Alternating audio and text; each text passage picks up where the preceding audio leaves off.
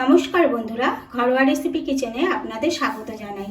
আশা করি আপনারা সকলেই ভালো আছেন। আজ আপনাদের সামনে কালীবাউস মাছের রেসিপি নিয়ে হাজির হয়েছি। এই মাছটা কিন্তু খেতে দারুণ টেস্টের হয়। যেই রকম ঠিক রুই কাতলা মাছ সেই ধরনেরই কিন্তু এই কালীবাউস মাছ। অনেকেই কিন্তু বুঝতে পারেন না এই মাছটা কিভাবে রান্না করবেন বা কিরকম করলে ভালো তৈরি হবে। আর আমি যেভাবে কালীবাউস মাছটা রান্না করি আজকে আপনাদের সাথে সেটা শেয়ার করলাম। আমি এখানে একটা গোটা মাছ নিয়ে নিয়েছি। এবার সবার প্রথম মাছটাকে আমি ভালো করে ধুয়ে নিয়েছি। এবার আমি এর মধ্যে পরিমাণ অনুযায়ী লবণ দিয়ে দিলাম, 1 চামচ হলুদ দিয়ে দিলাম, আর একদম অল্প পরিমাণ একটু সর্ষের তেল দিয়ে দিলাম। এবার এটাকে আমি খুব ভালো করে মেখে 10 মিনিট মতো রেখে দেব। মাছটা এবার আমি 10 মিনিটের জন্য রেখে দিচ্ছি। আর আমি এখানে গ্যাসে একটা কড়াই বসিয়ে দিয়েছি। কড়াইটা আমার গরম হয়ে গেছে। এবার আমি একটা ভাজা মশলা তৈরি করে নেব। তার জন্য দেখুন আমি সবার প্রথমে এখানে 1 চামচ জিরে দিয়ে দিলাম, 2 চামচ ধনে দিয়ে দিলাম, 1/2 চামচ গোলমরিচ গুঁড়ো দিয়ে দিলাম, আর সাথে 3টে শুকনো লঙ্কা দিয়ে দিলাম, 2টো দারচিনির টুকরো, 4-5টা ছোট এলাচ আর কয়েকটা লবঙ্গ। এটার আমি হালকা ভাজা ভাজা করে নেব।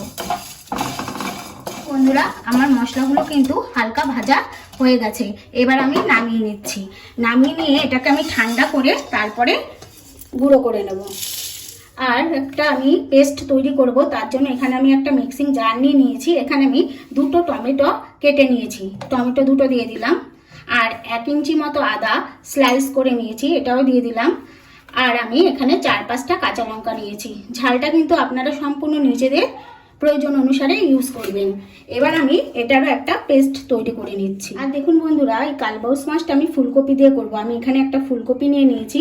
ফুলকপিটাকে আমি কেটে ভালো করে ধুয়ে রেডি করে নিয়েছি। এবার আমি এটাকে ভেজে নিচ্ছি। তার জন্য আমি কড়াইতে একটু সর্ষের তেল দিয়ে দিচ্ছি। এবার তেলটা গরম হলে তারপর আমি কফিটা ভেজে তুলে রাখবো। তেলটা গরম হয়ে গেছে, এর মধ্যে আমি অল্প পরিমাণ লবণ দিয়ে দিলাম আর একটু হলুদ দিয়ে দিলাম। দিয়ে ভালো করে মিশিয়ে নিয়ে তারপর আমি ফুলকপিগুলো ছেড়ে দেবো। এতে কি হবে, সমস্ত ফুলকপির মধ্যে সুন্দর কালারটা আসবে। দেখুন বন্ধুরা, ফুলকপিটা কিন্তু আমি হালকা লাল লাল করে এই যে ভেজে নিয়েছি। এবার আমি এটা নামিয়ে নিচ্ছি। এবার এই কড়াইতেই আবার আমি সর্ষের তেল দিয়ে দিলাম। এবার আমি মাছগুলো ভেজে নেব। দেখুন আমার তেলটা কিন্তু ভালো মতো গরম হয়ে গেছে। এবার আমি এক এক করে মাছগুলো দিয়ে দিচ্ছি। দেখুন আমার কিন্তু এক পিঠ ভাজা হয়ে গেছে। এবার আমি উল্টে দিচ্ছি।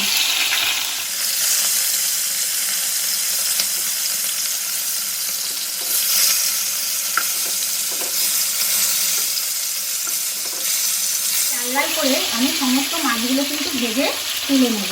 দেখুন বন্ধুরা, আমার মাছগুলো কিন্তু সম্পূর্ণভাবে ভাজা হয়ে গেছে। এবার আমি তুলে নিচ্ছি।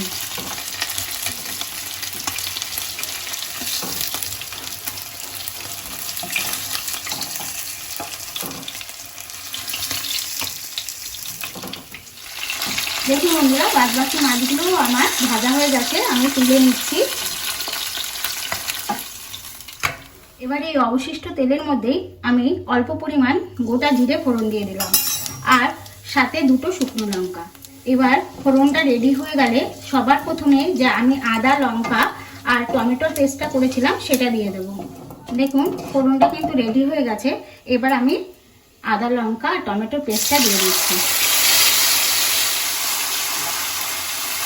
দেখুন একটু সময় নাড়িয়ে নিয়ে আমি এর মধ্যে 1/2 চামচ হলুদের গুঁড়ো দিয়ে দিচ্ছি আর 1/2 চামচ কাশ্মীরি লঙ্কার গুঁড়ো দিয়ে দিচ্ছি সুন্দর কালারের জন্য। এটা একটু মিশিয়ে নিয়ে সাথে আমি এই মিক্সি ধোয়া জলটা দিয়ে দিচ্ছি। এবার এটাকে আমি খুব ভালো করে কষিয়ে নেব। আর সাথে আমি পরিমাণ মতো লবণ দিয়ে দিলাম। আর লবণটা আমার খেয়াল রেখে দিতে হবে, কারণ মাছেও লবণ মাখানো আছে, আবার কিন্তু আমি ফুলকপিতেও লবণ দিয়ে ভেজে নিয়েছি। দেখুন বন্ধুরা, মশলাটা কিন্তু আমার সম্পূর্ণভাবে রেডি হয়ে গেছে কষানোটা, কারণ মশলার কিন্তু গা দিয়ে তেলটা ছেড়ে দিয়েছে। এবার আমি যেই ভাজা মশলাটা তৈরি করেছিলাম সেই ভাজা মশলাটা 1 চামচ দিয়ে দিলাম। এবার এটা দিয়ে একটু মিশিয়ে নিয়ে আমি যে ফুলকপিটা ভেজে রেখেছিলাম, এবার এই ফুলকপি ভাজাটা এর সাথে দিয়ে দিচ্ছি। এবার ফুলকপিটাও এর সাথে খুব ভালো করে একটু কষিয়ে নেব। আর যে আমি এই বন্ধুরা এই ভাজা মশলাটা দিলাম, এই ভাজা মশলাটার জন্য এই মাছটা কিন্তু খুব টেস্টি হবে খেতে। আর আপনারা কিন্তু অবশ্যই একবার এইভাবে ভাজা মশলা দিয়ে এই কালবাউস মাছটা তৈরি করে খেয়ে দেখবেন, দারুণ লাগে কিন্তু খেতে। আর ভালো লাগলে অবশ্যই আমাকে একটা কমেন্ট করে জানাবেন, আর ভিডিওতে একটা লাইক দেবেন, সবার সাথে শেয়ার করবেন। আর নতুন বন্ধুরা আমার চ্যানেলটি সাবস্ক্রাইব করে পাশে থাকা বেল আইকনটি প্রেস করে দেবেন পরবর্তী ভিডিওর নোটিফিকেশন পাওয়ার জন্য। দেখুন বন্ধুরা, আমি আর ফুলকপিটা দিয়েও কিন্তু খুব ভালো করে কষিয়ে নিয়েছি। আর এরপর আমি পরিমাণ মতো একটু উষ্ণ গরম জল দিয়ে দিচ্ছি।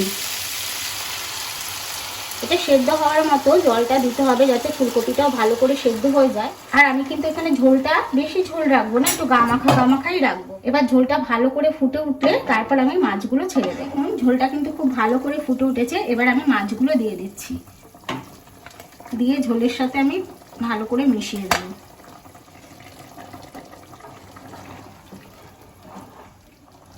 এবার আমি মাছটাকে একটু সময় হতে দিচ্ছি। দেখুন বন্ধুরা, আমার মাছের ঝোলটা কিন্তু সম্পূর্ণভাবে রেডি হয়ে গেছে। আর এখানে ফুলকপিগুলো খুব সুন্দরভাবে সেদ্ধ হয়ে গেছে। এবার আমি যে আবার ভাজা মশলাটা করেছিলাম তার থেকে আবার আমি দেখুন এরকম 1 চামচ মতো দিয়ে দিচ্ছি।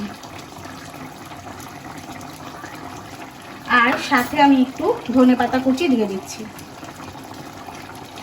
দিয়ে এটা দিয়ে খুব ভালো করে একটু মিশিয়ে নেব। একটু মিশিয়ে নিলেই কিন্তু এটা আমার সম্পূর্ণ রেডি হয়ে যাবে। এবার আমি গ্যাসটা বন্ধ করে দিচ্ছি। বন্ধ করে দিয়ে আমি নামিয়ে নিচ্ছি।